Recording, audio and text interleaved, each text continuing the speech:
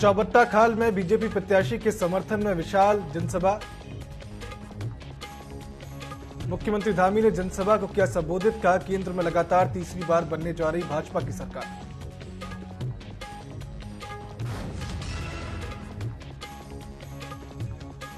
तेरह अप्रैल को उत्तराखंड दौरे पर रहेंगी प्रियंका गांधी वाड्रा। गढ़वाल और हरिद्वार में चुनावी सभाओं को करेंगी संबोधित।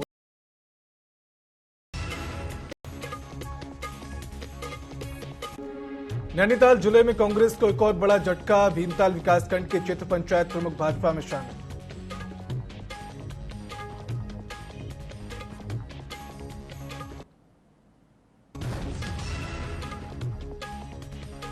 नानक मत्ता डेरा हत्याकांड का शूटर एनकाउंटर में ढेर। 28 मार्च को की थी तरसेम सिंह की हत्या। दूसरे आरोपी की तलाश में जुटी पुलिस।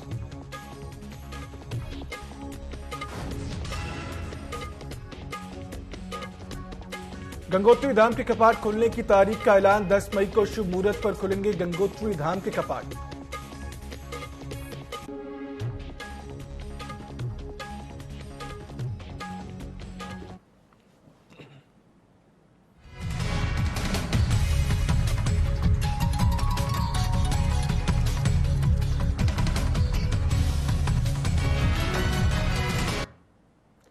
नमस्कार, स्वागत है आप सभी का न्यूज अपडेट में। मैं हूं आपके साथ सिद्धांत त्रिपाठी। रुक करते हैं खबरों की ओर, जहां देहरादून में लोकसभा चुनाव को लेकर भाजपा का प्रचार प्रसार जारी है। जहां प्रधानमंत्री मोदी ने 11 अप्रैल को ऋषिकेश के आईडीपीएल मैदान में जनसभा करने वाले हैं, तो वहीं 13 अप्रैल को कांग्रेस महासचिव प्रियंका गांधी भी उत्तराखंड के दौरे पर रहेंगी। इस दौरान प्रियंका गांधी हरिद्वार और पौड़ी लोकसभा में 2 जनसभा करेंगी, जिसको लेकर कांग्रेस ने तैयारियां शुरू कर दी हैं। वहीं भाजपा प्रदेश महामंत्री ने कहा कि कांग्रेस के कोई भी बड़े नेता आए तो जनता उनके छलावे को समझ चुकी है।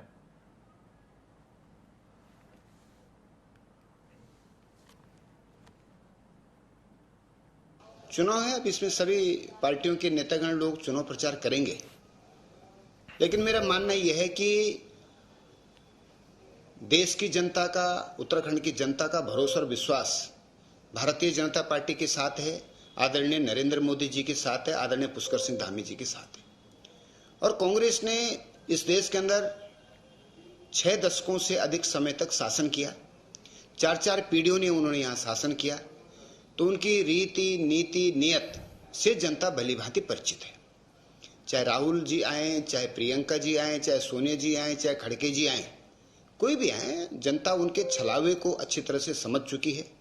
जनता का उन पर बिल्कुल भी भरोसा नहीं है। उत्तराखंड के ऋषिकेश में 11 अप्रैल को प्रधानमंत्री मोदी की महारैली होने जा रही है, जिसकी तैयारियों में भाजपा के पदाधिकारी जुट गए हैं। आदित्य कोठारी को रैली आयोजक बनाया गया है। भाजपा प्रदेश प्रवक्ता मनवीर चौहान ने बताया कि 3 लोकसभाओं का केंद्र होने के नाते ऋषिकेश में प्रधानमंत्री की रैली आयोजित की जा रही है।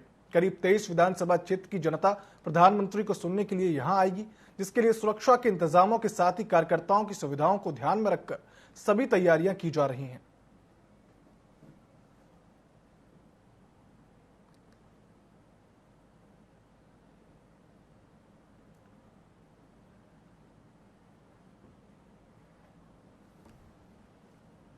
हमारे देश के यशस्वी प्रधानमंत्री और विश्व के सबसे लोकप्रिय नेता आदरणीय नरेंद्र भाई मोदी जी 11 अप्रैल को ऋषिकेश के आईडीपीएल मैदान में विशाल जनसभा को संबोधित करने वाले हैं।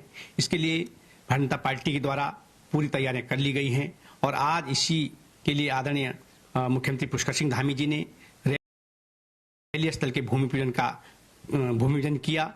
इसके साथ ही भारतीय जनता पार्टी के द्वारा रैली को सफल बनाने के लिए हमारे प्रदेश के महामंत्री आदरणीय आदित्य कोठारी जी को संयोजक के रूप में और प्रदेश के उपाध्यक्ष आदरणीय कुलदीप कुमार जी को प्रभारी के रूप में नियुक्त किया है।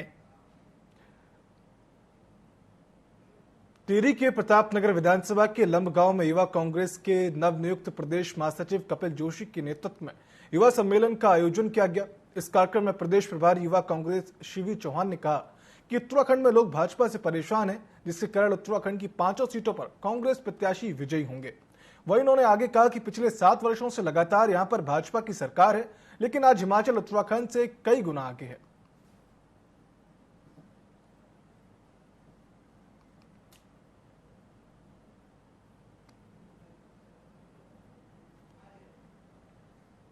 टिहरी लोकसभा में जो गुनसोला जी हैं, युवा कांग्रेस तत्पर खड़ी है और कांग्रेस बम्पर वोटों से हम लोग जो है पांचों की पांचों विधानसभा सीट जीतेंगे।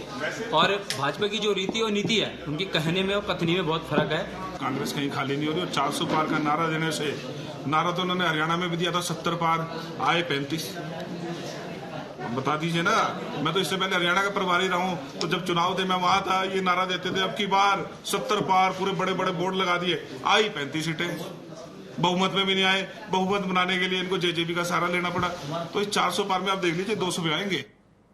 लोकसभा सामान्य निर्वाचन को निष्पक्ष ढंग से संपन्न कराने के लिए भारत निर्वाचन आयोग की ओर से नामित व्यय प्रेक्षक उमाशंकर प्रसाद ने जिला कार्यालय सभागार में नोडल अधिकारियों की बैठक ली।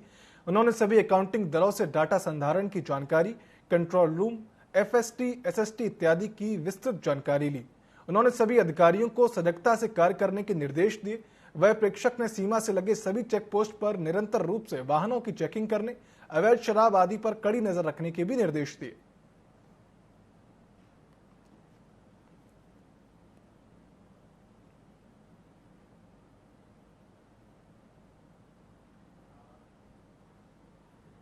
चमोली जनपद में सोमवार को जिला निर्वाचन कार्यालय की ओर से होम वोटिंग के साथ ही मतदान को शुभारंभ किया गया। इस दौरान जनपद में 83 दिव्यांग और 237 वरिष्ठ मतदाताओं ने होम वोटिंग सुविधा के माध्यम से मताधिकार का प्रयोग किया, जबकि 3 दिव्यांग और 22 वरिष्ठ मतदाताओं के लिए मतदान के लिए 10 अप्रैल को पुनः होम वोटिंग करवाई जाएगी।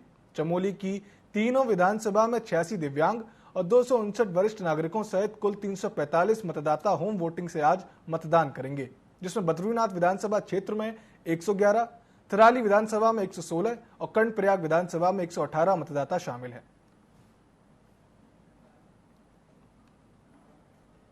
वहीं 4 जिलों से बने संभागीय आरटीओ ने वित्तीय वर्ष 2023-24 में 700 करोड़ का राजस्व प्राप्त किया, जो कि बीते वर्ष की तुलना में 87 करोड़ ज्यादा है। आरटीओ अधिकारी सुनील शर्मा ने इसकी जानकारी देते हुए बताया कि आरटीओ हर वर्ष राजस्व बढ़ाने के लिए प्रयासरत रहता है। इस वर्ष 87 करोड़ ज्यादा राजस्व प्राप्त किया गया। वहीं वर्ष 2024-25 में इसे और ज्यादा बढ़ाने के प्रयत्न किए जाएंगे।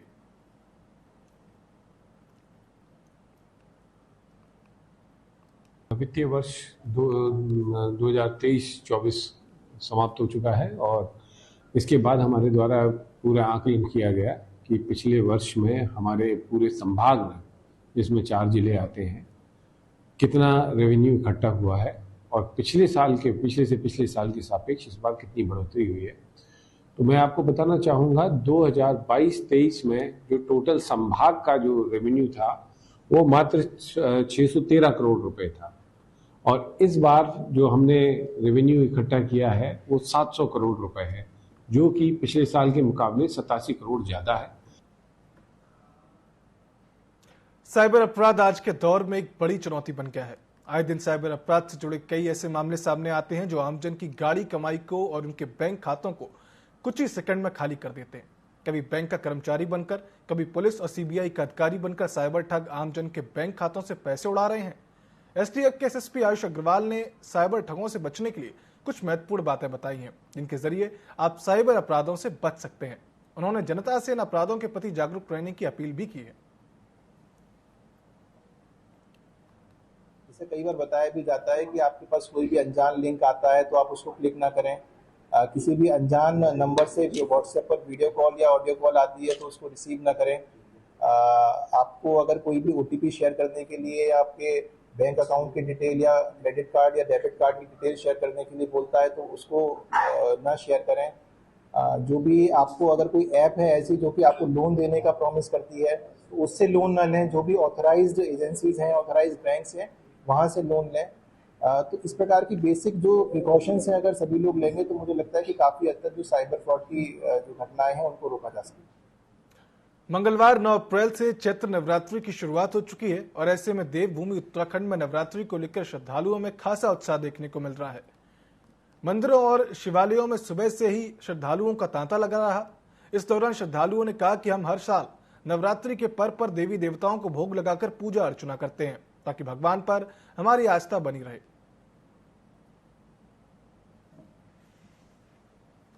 सुंदर ऋतु की नवरात्रि है। आज से हिंदुओं का नववर्ष प्रारंभ होता है, नव संवत्सर प्रारंभ होता है और बड़े खुशी और हर्षोल्लास के साथ जो है हम सभी लोग इस पर्व को मनाते हैं। नवदुर्गा का पाठ करते हैं, नवदुर्गा की पूजा अर्चना करते हैं। नव दुर्गा माँ के 9 स्वरूप है, उन 9 स्वरूपों की पूजा करते हैं। आज जो है प्रथम शैलपुत्री का पूजन है हो रहा है और बड़े विधान से, बड़े हर्षोल्लास से जो है इस त्योहार को हम लोग माँ दुर्गा का मनाते हैं और माँ से याचना करते हैं, माँ देश में सुख समृद्धि, सुख शांति और सभी देशवासियों को मैं नववर्ष, नूतन वर्ष की और नव संवत्सर की हार्दिक शुभकामनाएं। नैनीताल में नवरात्र पर बड़ी संख्या में श्रद्धालु मंदिर पहुंचे हैं। नवरात्रि के पहले दिन नैनीताल के प्रसिद्ध मां नैना देवी मंदिर में भक्तों की भीड़ लगी है। चैत्र नवरात्रि के पहले दिन नैनीताल के मां नैना देवी मंदिर में श्रद्धालु पूजा अर्चना के लिए पहुंच रहे हैं। मान्यता है कि देवी सती की आंख यहां गिरी थी और इसी के बाद यहां मां नैना देवी की स्थापना हुई।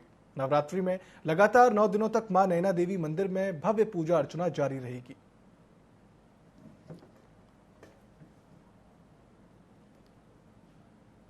30 साल से सोचा था मैं नैना देवी के दर्शन के लिए आऊंगी, लेकिन कभी मेरी मनोकामना पूर्ण नहीं हुई। लेकिन आज नवरात्रि के पहले दिन ही मां नैना देवी ने मुझे यहाँ बुलाया। पता नहीं कैसे एकदम से नैनीताल आ गए हम और एकदम से माता के चरणों में। तो मुझे ऐसे लग रहा है माँ ने साक्षात खुद बुलाया है और वहाँ आके बहुत अच्छा लगा। माता रानी साक्षात है, ये तो बिल्कुल तय है। और आज मैंने उनके दर्शन करके ऐसे दिल से बाग हूँ। जय माता दी, जय माता दी। हमारे पूरे नगरवासियों के लिए, हम लोगों के लिए नया उल्लास, नई खुशियां लेकर आए, हम सब लोगों की तरक्की लेके आए। मैं ऐसा भगवान से कामना करती हूँ। माता के ऊपर इस तरह से आस्था है कि हम हमेशा से ही नवरात्रि का व्रत रखते आए हैं और माता हमेशा हमारी सुनती है। और मैं बाकी अपने नए युवा बच्चों से भी कहूँगी कि उन्हें अपने माता पे विश्वास रखना चाहिए। वो हर किसी के कामों को सफल करती हैं। हमारे आज मंगलवार से चैत्र नवरात्रि शुरू हो चुकी हैं। ऐसे में मंदिरों में भक्तों की भीड़ दिखाई दे रही है। हल्द्वानी के मंदिरों में सुबह से ही श्रद्धालुओं का तांता लगा हुआ है। बेरी पड़ाव में अष्टदशभुजा महालक्ष्मी मंदिर में माता के सभी 9 रूप विराजमान हैं और ऐसे में दूर दूर से श्रद्धालु यहां आकर मां दुर्गा की आराधना करते हुए आशीर्वाद ले रहे हैं। महामंडलेश्वर सोमेश्वर जी महाराज ने बताया कि इस नवरात्र में मां दुर्गा की पूजा अर्चना विशेष फलदायी होती है।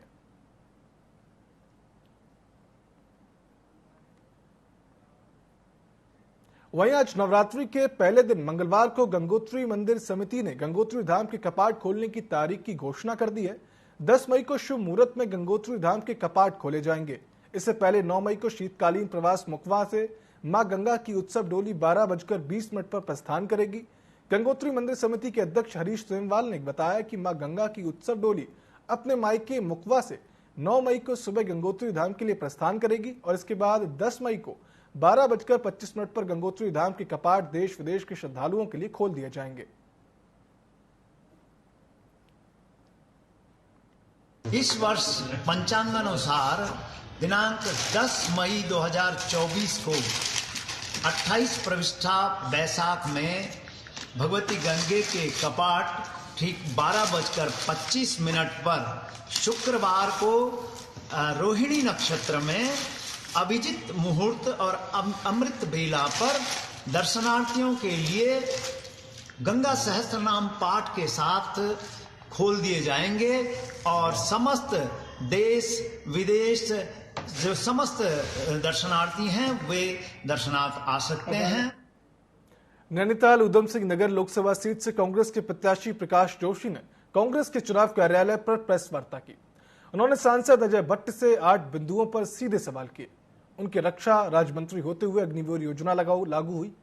उन्होंने देश और प्रदेश के नौजवानों को 4 साल की अग्निवीर योजना लागू कर सड़क पर छोड़ दिया। सांसद द्वारा संसदीय क्षेत्र में कुछ गांव गोद लिए और फोटो खिंचवाने के बाद उस गांव में कुछ नहीं किया। 5 साल में 17 करोड़ सांसद निधि में आए, जिसमें 10 करोड़ की राशि लैप्स करा दी। पर्यटन मंत्री रहते हुए उत्तराखंड में पर्यटन की विकास की कोई भी बड़ी योजना वह नहीं ला पाए हैं।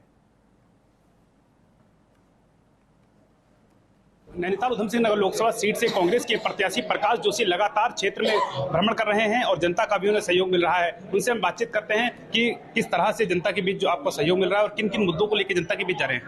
देखिए, मुद्दे तो जो स्थानीय मुद्दे हैं, रोजगार, पुराने रोजगारों की स्थिति, नए रोजगारों का सृजन, शिक्षा, स्वास्थ्य, बदहाल होती शिक्षा और स्वास्थ्य नीति, पानी की समस्या, यहाँ तो नजूल की भूमि की बहुत बड़ी समस्या है, बहुत बड़ा, ये सारे मुद्दे जो जनता इनका समाधान चाहती है।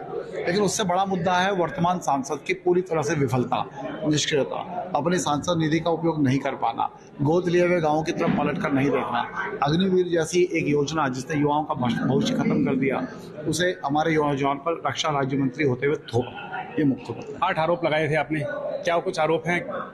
वो आपको हमने दे दिया ना। 8 आरोप में कैसे अभी पढ़ के बताऊं भाई? बड़े अपनी सांसद निधि का मात्र 40% यूज कर पाए, 17 में 7 करोड़। गोद लिए हुए गांव का उपयोग वहां पलट कर नहीं गए। अग्निवीर योजना को थोपा गया, वो उसके पाप के दोषी वो हैं। रक्षा कॉरिडोर पूरे देश में बन रहे हैं। उत्तराखंड में वो चाहते रक्षा राज्य मंत्री रहते हुए रक्षा कॉरिडोर के लिए एक जिले का चयन यहाँ भी हो सकता था।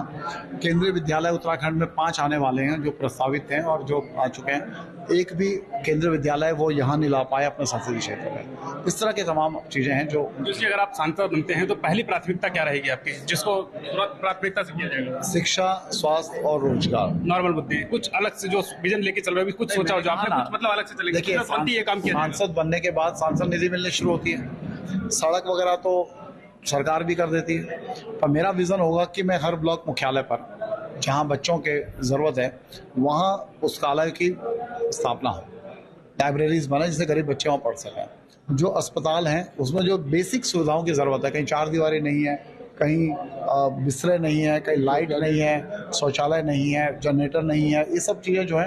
भाजपा ने चुनाव में तमाम स्टार प्रचारक उतारे। प्रधानमंत्री नरेंद्र मोदी ने खुद रैली करी है, योगी आदित्यनाथ की भी रैली है, उधम सिंह नगर में भी है और नैनीताल जिले में भी।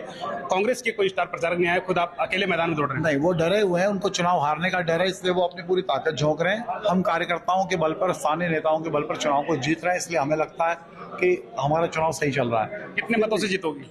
कितने वोटों से जीतना? युद्ध में और चुनाव में हार और जीत होती है, संख्या नहीं होती। हम अच्छे मतों से। भाजपा का नारा है आपकी बात 400 पार, वो नारा है, वो वैसा ही नारा है जैसे पश्चिम बंगाल में लगाया था 200 पार और आधे पे अटक गए। अब 400 पार का आप उसी रेशो से बंगाल के हिसाब से देख लीजिएगा, 200 पे भी नहीं पहुंच पाएंगे, 150 पे अटक। ये थे हमारे साथ में कांग्रेस के प्रत्याशी प्रकाश जोशी। इनका कोई खास अपने पास से जो अभी है कोई विजन नहीं है जिसको पहली प्राथमिकता से इनके द्वारा काम किया जाएगा, लेकिन वही रूटीन के मुद्दे बताएं, सड़क, पानी, बिजली ही इनकी पहली प्राथमिकता होगी। विकास कुमार, टीवी 24, उधम सिंह नगर। लोकसभा चुनाव 2024 के चलते सभी पार्टी अपनी प्रचार में जुटी हुई है। गढ़वाल लोकसभा से कांग्रेस प्रत्याशी गणेश गोदियाल ने गोपेश्वर पहुंचकर वोट देने की जनता से अपील की। गोपेश्वर मुख्य बाजार में आयोजित जनसभा में पहुंचने पर समर्थकों ने कांग्रेस पार्टी के प्रत्याशी गणेश गोदियाल का जोरदार स्वागत किया। इस दौरान उन्होंने कई लोगों को कांग्रेस की सदस्यता भी ली। प्रत्याशी गणेश गोदियाल ने जनसभा को संबोधित करते हुए कहा कि जनता इस बार भाजपा के नेताओं के खोखले वादे से ऊब चुकी है और कांग्रेस की सरकार बनाने का मन बना चुकी है।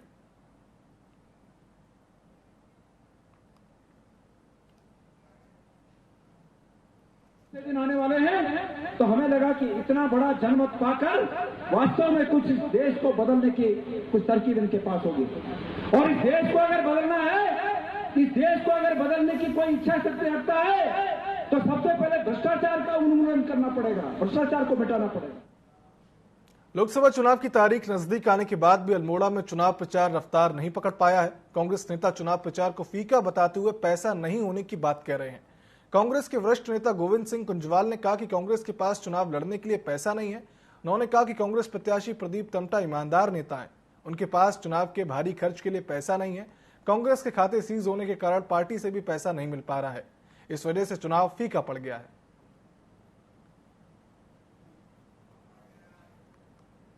प्रारंभिक जो संघर्ष का जीवन रहा है, जो जनहित के मुद्दों को उठा करके जो उन्होंने संघर्ष किया है, और उसके बाद जब वो विधायक बने, राज्यसभा में भी गए, एक बार सांसद भी बने, और उसमें भी उन्होंने बेहद ईमानदारी से काम किया। उनका पैसा नहीं है, नंबर 1, तो वो पैसा ज़्यादा खर्च नहीं कर पा रहे हैं। और पार्टी अगर पैसा देती तो पार्टी का खाता सीज कर रखा है।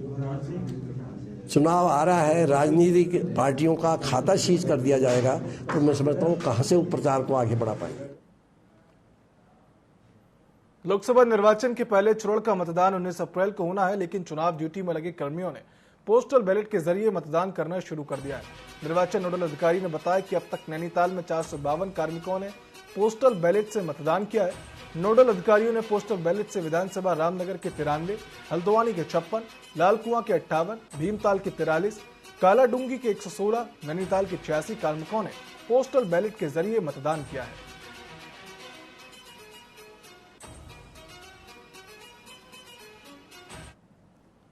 एक इम्पॉर्टेंट पॉइंट है कि कल तक 761 कार्मिकों के इलेक्शन ड्यूटी सर्टिफिकेट जारी कर दिए गए थे और कल तक रामनगर जो विधानसभा है उसमें 220 पोस्टल बैलेट हो गए थे और आज का जो डेटा है पोस्टल बैलेट का और ईडीसी का वो जल्द ही आपके साथ शाम को अपडेट करके शेयर कर दिया जाएगा। उत्तराखंड के नैनीताल जिले में कांग्रेस पार्टी को एक और बड़ा सियासी झटका लगा है। नैनीताल जिले के भीमताल विकासखंड के क्षेत्र पंचायत प्रमुख ने बीजेपी की सदस्यता ग्रहण कर ली। किक्षा में भाजपा प्रदेश अध्यक्ष महेंद्र भट्ट ने उन्हें भाजपा की सदस्यता दिलाई और भगवा पटका पहनाकर पार्टी में उनका स्वागत किया। पंचायत प्रधान के साथ आए हैड़ा खान प्रधान नवीन पड़लिया और पूर्व सैन्य कर्मी कुंदन फौजी ने भी भाजपा की सदस्यता ग्रहण की। उन्होंने कहा कि जल्द ही बड़ी संख्या में उनके समर्थक भी बीजेपी में शामिल होंगे। बीजेपी की सदस्यता लेने के बाद उन्होंने मीडिया से कहा कि प्रधानमंत्री मोदी के नेतृत्व में वैश्विक मंच पर भारत की प्रतिष्ठा तेजी से बढ़ी है, जिससे प्रभावित होकर उन्होंने कांग्रेस छोड़ने का फैसला किया है। कांग्रेस में नेतृत्वहीन हो चुका है इस जिले में क्या पूरे प्रदेश में, और जिसका एक कारण ये भी रहा कि कांग्रेस की नीति इस तरह की हो गई कि ऐसे व्यक्ति को टिकट दे दिया गया जिसको क्षेत्र के लोग नहीं पहचानते और जिस कारण जो कार्यकर्ता थे वो बड़े मायूस हो चुके हैं। तो इसी बीच अब माननीय अजय भट्ट जी जो पूर्व सांसद हैं, इसमें प्रत्याशी भी हैं, उनके द्वारा भी प्रयास किया गया और उसमें प्रयास कराने में विशेष रूप से हमारे लोक संघ अध्यक्ष मुकेश वोरा जी ने विशेष पहल की और इन्हीं के प्रयासों के बदौलत हम लोगों ने बीजेपी ज्वाइन की। अप्रैल को उत्तराखंड में प्रथम चरण में मतदान होने हैं। अभी तक दर्जन भर से ज्यादा नेता अपने सैकड़ों कार्यकर्ताओं के साथ भाजपा में शामिल हो चुके हैं।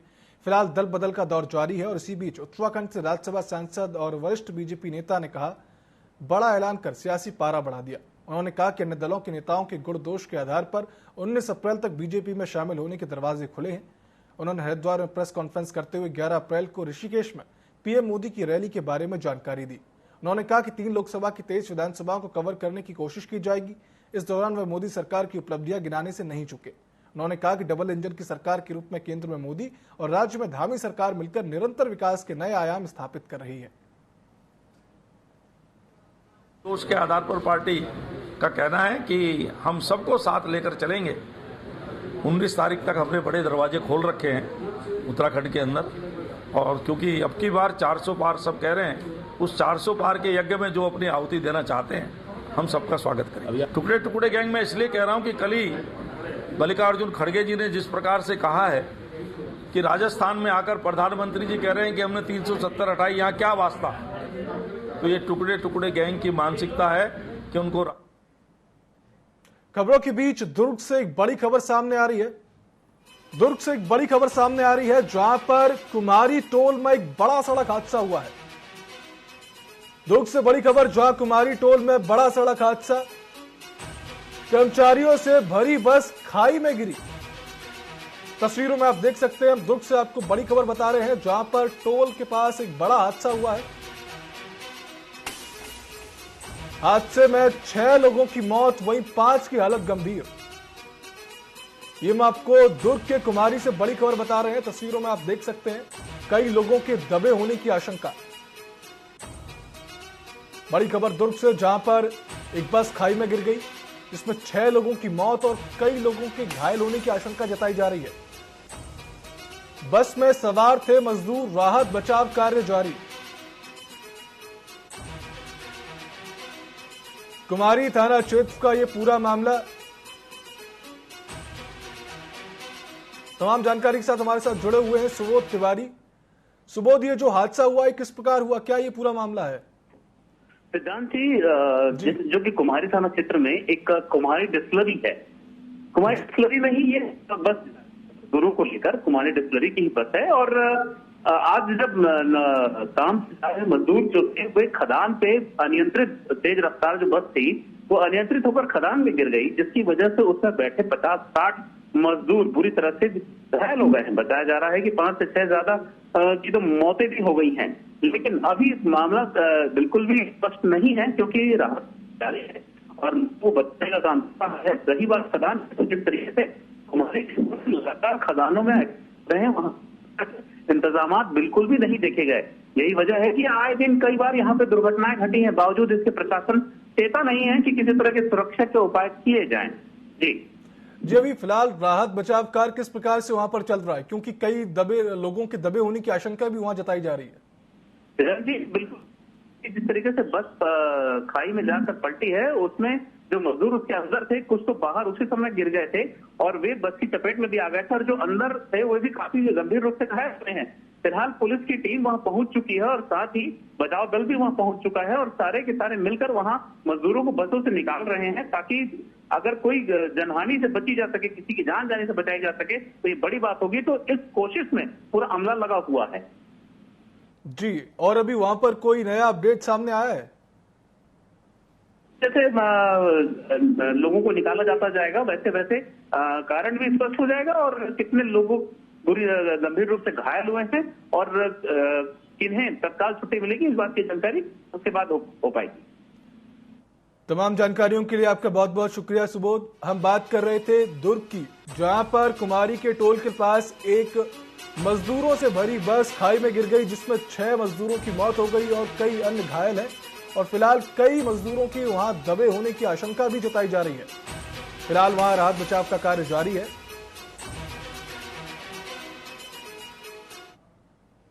न्यूज अपडेट में फिलहाल इतना ही। अब देखते रहिए TV24। नमस्कार।